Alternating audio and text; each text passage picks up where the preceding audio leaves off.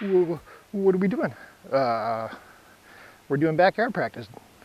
So yeah, while I wait for parts for the KLX, next weekend we're hoping to go up to Bald Eagle State Forest here in Pennsylvania, which is where the state has state park dual sport trails we're allowed to ride on. It's the only place in PA for motorcycles or dual sports.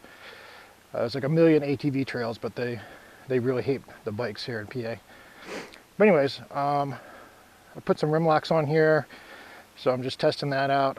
I got a new throttle tube, so I'm checking that out. I probably hate it already. Also, I got a pair of new goggles on. My Dragons were stinking so bad, I got a backup pair. So I'm trying some of the 100% Racecraft goggles. So far, they are comfortable.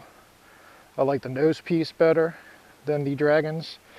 The field of view is not as good, and the lens, I put a double pane lens on these 100% goggles.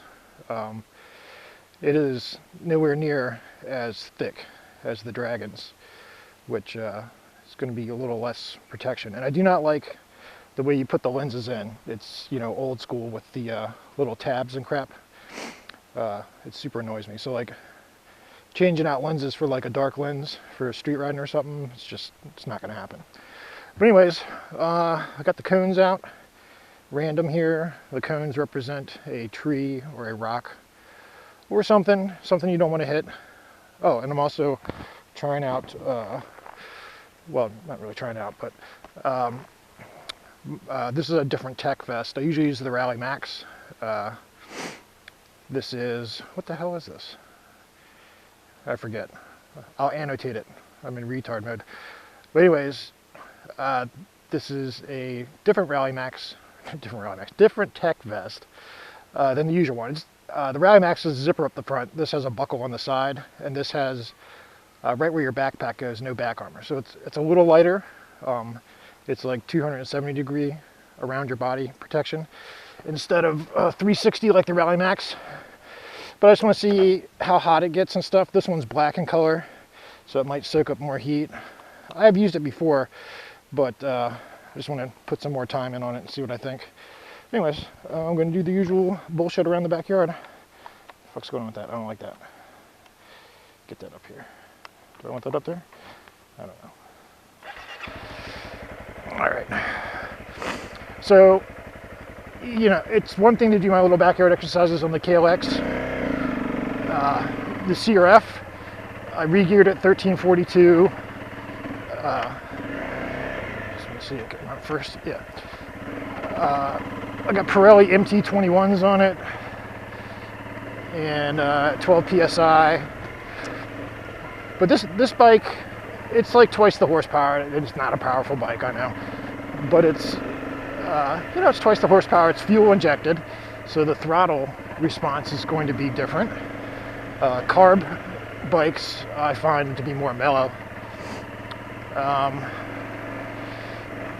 But all the little exercises I do on the KLX for practice, I should be able to do on this bike.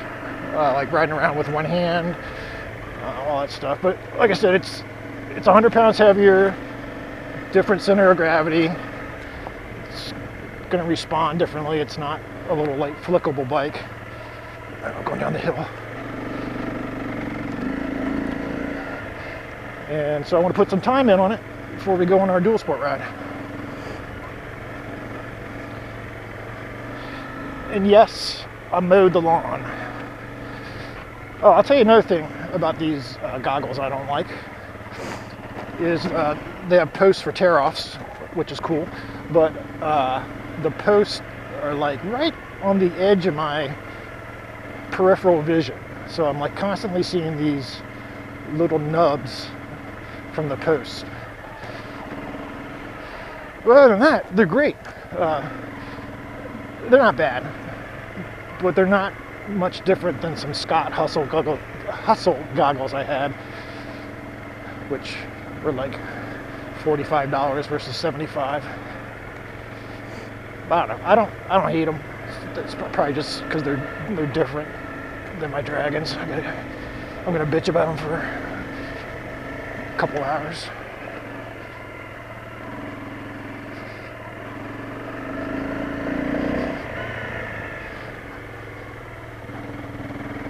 Ergonomically, the CRF250L fits me better.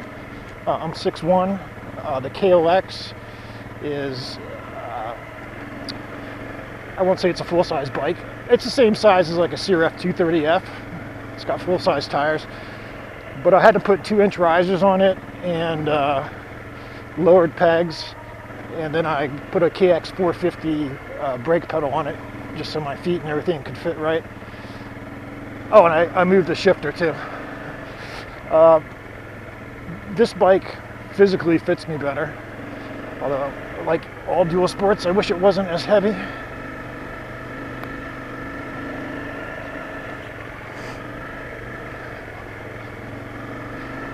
I don't know, I mean, you see us go riding on the trails and stuff. I mean, we're not superstars. Some of the stuff we do is pretty technical. And the guys I ride with regularly, you know, we got DR650s. PA Dual Sport has a CRF250L. He's ripping it up. And dual sports, and they're really not bad on the trail at all. The only bad thing is that I have found out fooling around with like the DRZ and stuff is the center of gravity, especially on the DRZ, tends to be high. So if you're going uphill and things aren't going great, if it starts to tip to one side or the other, it's probably going down. It's really hard to save it. Just get away from it, just let it fall, don't get hurt. The other thing is, after it goes down, picking them up is a workout. I mean, especially when it's hot and you've been doing it all day, it really takes the piss out of you. That's why it's good to ride with other dudes, for safety, of course, but also if everybody pitches in, it helps out when somebody has a drop. Then everybody can be equally as miserable.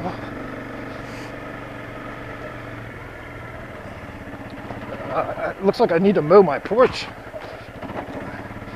I need to get my Roundup out here. I think the 1-year Roundup I used is no longer working. Going down Tony's hill. I don't know who owns this hill. It's in the back of my yard. Might be my neighbor Tony's behind me. But he hasn't let his dog loose on me yet.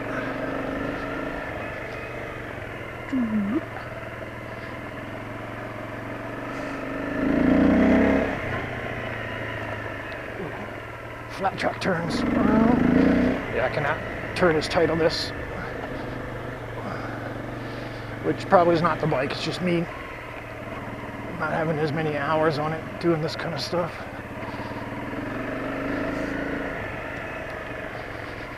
But yeah, before we go out on the ride, which is a couple hours away from my house, I want to make sure all my equipment is functioning properly.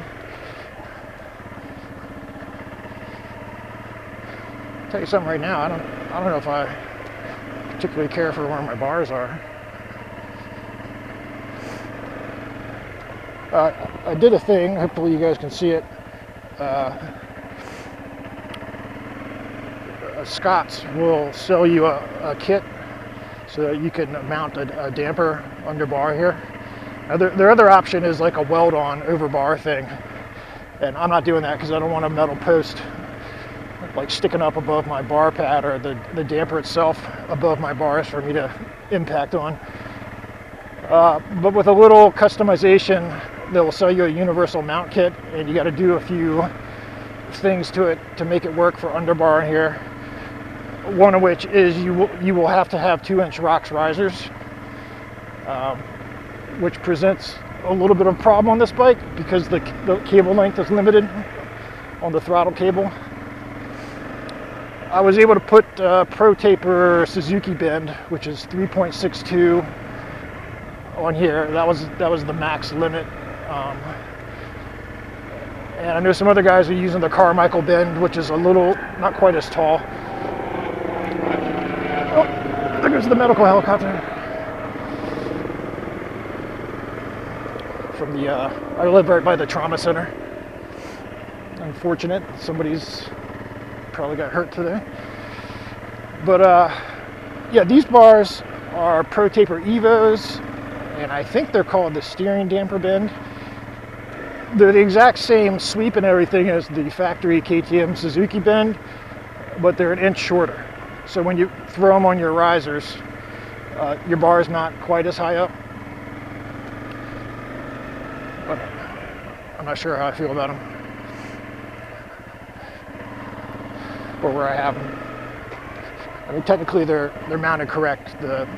Everything's in line with like the fork angle and stuff. But I'll have to try them out. Well, I say that, but then they kind of feel okay standing up. They actually feel pretty good. They didn't feel real great sitting down. Well, you shouldn't sit down. Yeah. All right. Well, then go buy a trials bike and go ride the trails all day for 8 hours. Tell me if your legs get tired. Yeah, eventually, I think when you're first new to dirt riding, my experience has been, you should definitely stand up as much as you physically can.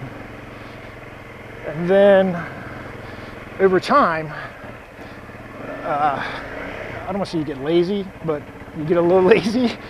You learn you got to conserve your energy, especially if you're older. So there's going to be stuff that you don't have to stand for. Like you'll figure it out. Like I don't need to stand up on this type of rocks or something. And conserve. It is better to stand. It lets your bike operate better, the suspension operate better, gives you more control. But I can't stand for 8 hours straight of riding and stuff. Just can't. I'm old. So you got to learn when it's okay to fudge it a little, sit down and cruise. The rule of thumb, I guess I have been taught in different classes, is stand in the straights and sit in the turns, generally speaking. So especially in like a race type thing, you want to be standing on the straights, hauling ass. When you get to that turn, get up on the tank sitting down, weight the bike kind of flat track style or MX style with your leg out. Go around the turn. As soon as you come out of the turn and start to get back on the gas, you're back up standing. That was from, like a race instructor, cross-country race instructor. I'll go to these different classes and like every teacher has their different way. And they're all valid. And it's all based on their experience. And these are really good, like pro-level riders and stuff, champions. So what they're teaching you, nobody's teaching you anything wrong that I've encountered. But what I'm finding is, and even with the basic MSF dirt school, is you're going to have to pick and choose which techniques fit together with like the type of stuff you like to ride, how you like to ride, and kind of put together like a menu of techniques that's working for you. But whatever you do, if you go to a class, you should definitely come home and practice what they taught you. It's just like a guitar lesson. You got to put in your practice hours. They'll show you how to do it and why, but you got to make it part of your repertoire. And then you're deciding, well, I don't like to play like that. I like this technique better. But for the slower technical crap, wrong gear. Standing is better. When we're on the kind of ATV trails and the rocks aren't too bad or anything, then we generally sit. It would be better to stand, but generally we sit because we're cooling off from something, some stupid hill climb we just did or single track or something. So we're chilling, and we're maybe not really going that fast. I know I'm not. I never do. But that's not really how I like to ride. I don't enjoy kind of like just really going fast down fire roads. It just kind of, it bores me as much as the road does. I like hill climbs and being an idiot and wiping out on the hills, and like going in the forest and stuff. That's me. So I kind of take the things from the classes I've learned and figure out which things work good for me in the trees or the hills or things.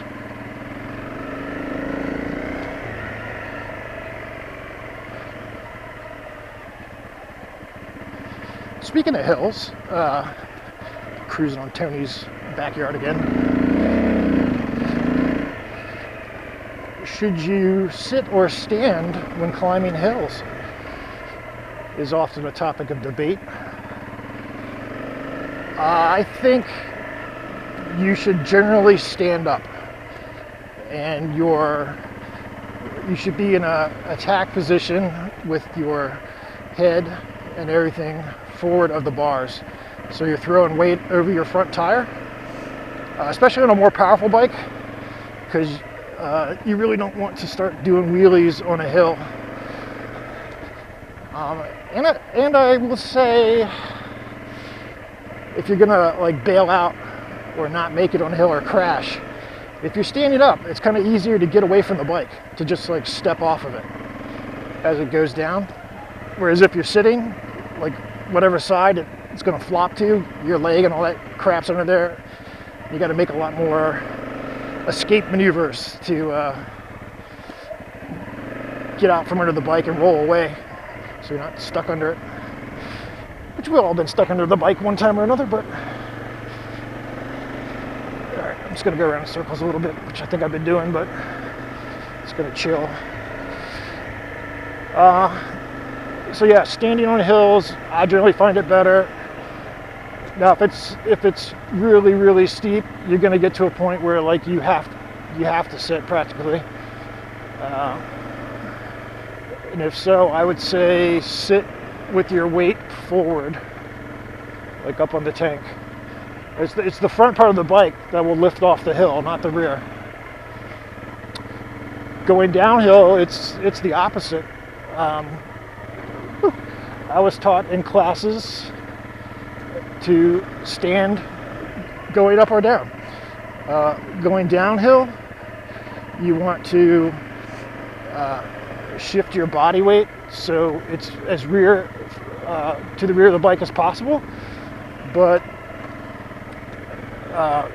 not so that your elbows are locked. You never want to lock your elbows out like that, because if your body herks and jerks, you could give it some unintentional gas. That's why it's also very important to keep your couple fingers over the clutch, because if you do that or you whiskey throttle a little bit, just pull on that clutch. I know Eric hates that when I do that, when I slip the clutch, but it can save you a lot of grief. Clutch plates are cheap, broken bone surgeries are not. But anyways, yeah, down hills. Okay, so you're standing up on the bike, your knees are bent, your elbows are up still, your arms are not locked. You lower your center of gravity, so you bend your knees some more and get your ass back. Objective being to try to get your butt back over the rear tire, or as close to it as you can. And that's how you're supposed to do it. But again, you might find one that's just so steep that you're not comfortable doing that, or it's not possible. So if you're going to sit down, then sit down the opposite of going uphill. So you're not up on the tank, you're sitting back. I do that sometimes when something's really steep and it's freaking me out. I will scooch my butt all the way back on the seat as far as I can while still having the correct arm position and everything. It's all right. Nobody's gonna make fun of you much.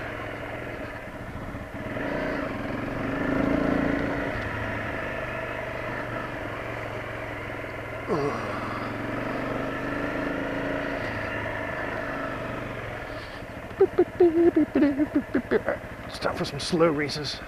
What is that? knock this out of gear. Well, that's about as slow as you can go. So, gear am I in? Is there any bike I own that doesn't have a dicked up clutch? No. I'm real good at dicking up clutches. Oh, I went into neutral again. What the hell? That was weird. Yeah. Well, I can hear my fan working. That's good. Oh, I had a episode with this bike last fall. I was taking a class, and I was standing up, getting ready to go down the hill, and I rubbed my right glove across the top of the throttle, across the grip, and it gave me a huge amount of juice, which totally surprised me, scared the crap out of me. So I started zooming off into the woods, into the wood line, and I was able to pull in my clutch, which was good. My brain had not made it to brakes yet, so I ran up into like a big rock pile in the trees. Luckily I did not hit a tree, but I ran into this big rock pile and wiped out the bike. I got stuck under it, hit my chest right on the end of the bars. The bike went down on the left and stopped, and my torso kept going and slammed into the end of my bar. But I had my tech vest on, so instead of it being fatal, it was just super painful. But I didn't break anything. But that was it for the day for me. But anyways, yeah, I almost tore the radiator off. I totally smashed the radiator guard and almost tore the radiator off the bike, but it hung on there and got me back to the truck. And so I replaced that here recently.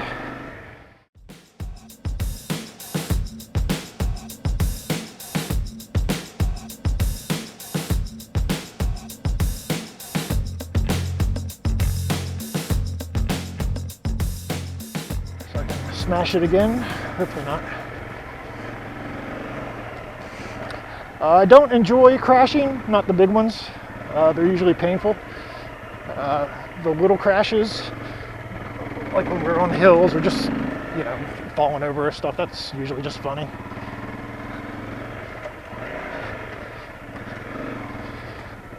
I think I should change the oil on this too before next weekend.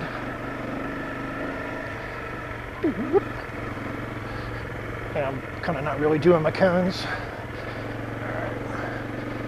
Practice some tighter turns.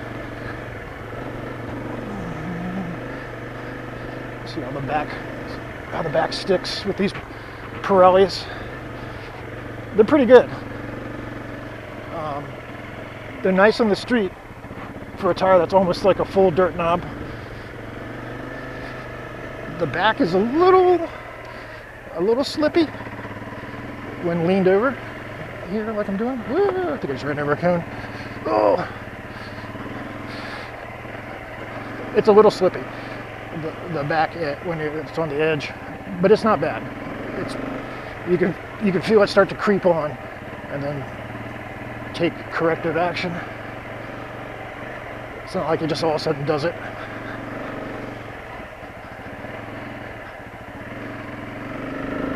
I killed a cone.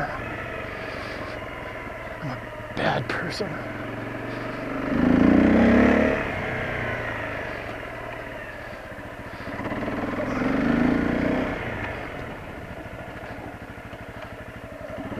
Doing some emergency stops. I want to see what kind of traction this thing has. Alright, well, my rear brake is, on these dual sport bikes, the brakes are probably more powerful than you need off-road versus how fast you're likely to be going on one of these. So I gotta be gentle. Like it was a new girlfriend. And after a while, it can get rough. Or something.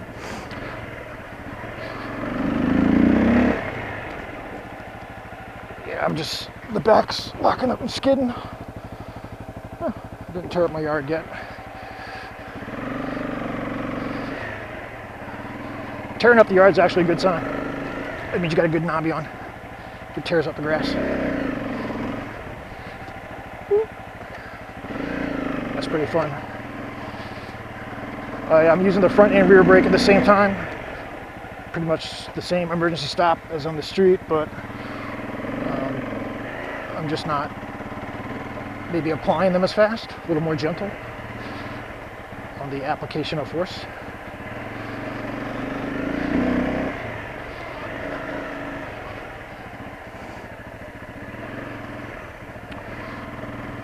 It's important to know how the bike and the tires will do things before you have to do them while going, holy shit!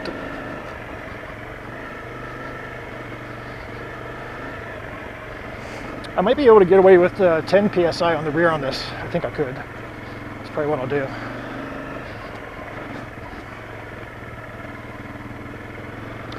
The tires on the KLX are Golden Tire 216s. I got the fatty front and the 216 rear. They are like oversized tires for that bike, but I did that on purpose.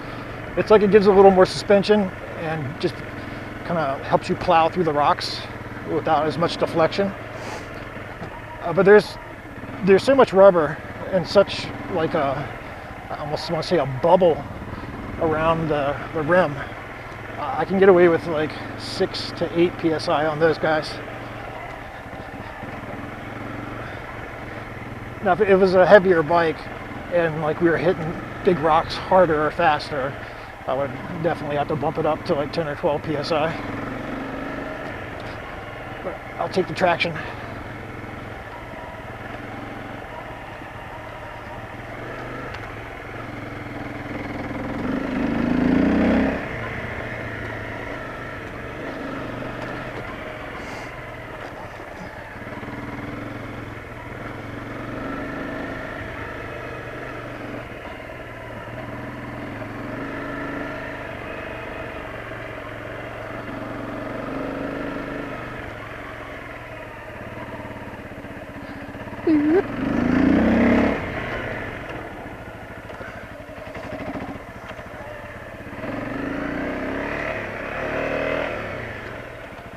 Oh yeah. Oops. Oh yeah. That was a standing maximum braking, which can be a dangerous technique. I don't know if it's a race technique purely, but it was taught to me by a cross-country race champion. Basically like you're flying down the straights and you're doing front and rear braking, maximum braking, just shy of lockup, and you stretch your body, throw all your body weight to the rear because while you're doing that. Because obviously if you're going real fast and you apply maximum braking, your body's going to want to lurch forward. So you start that braking with your body weight, standing up body weight off to the rear.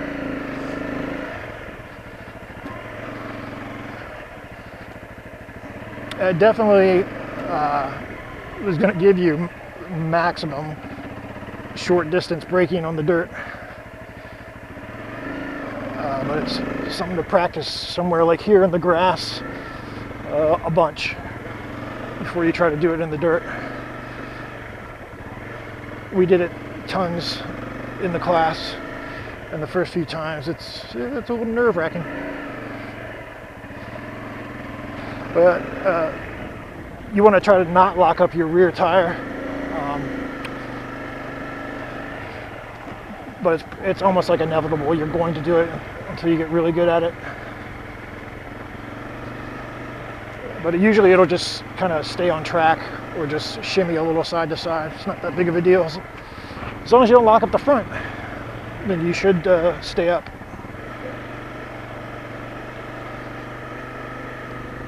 I realize I'm not doing anything terribly exciting. I'm just gabbing. The backyard's not about excitement. Unless I crash. Like I almost did there. The backyard is about technique perfection, which I'm still working on.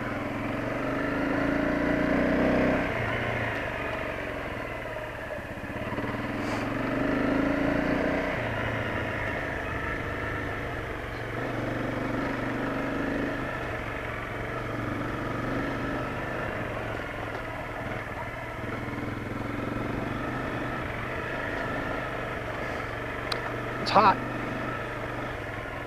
It's not as bad as it's been. I think it's definitely in the 80s or something. But the humidity is not as bad.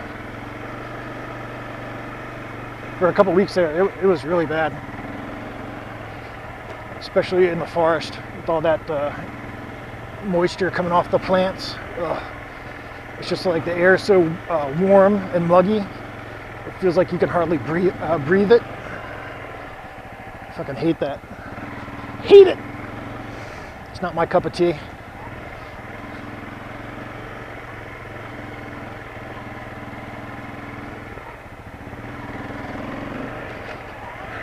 There's another guy we ride with occasionally, and his rule is if it's over 85 degrees or really humid, don't even bother calling me. He's going to be on his jet ski. I was like, oh, that's kind of smart. It's good to have options. The neighbors are having a 4th of July cookout. I'm not invited.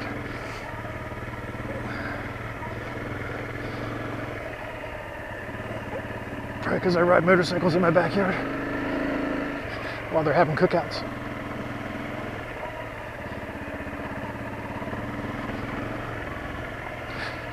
But enduro is life.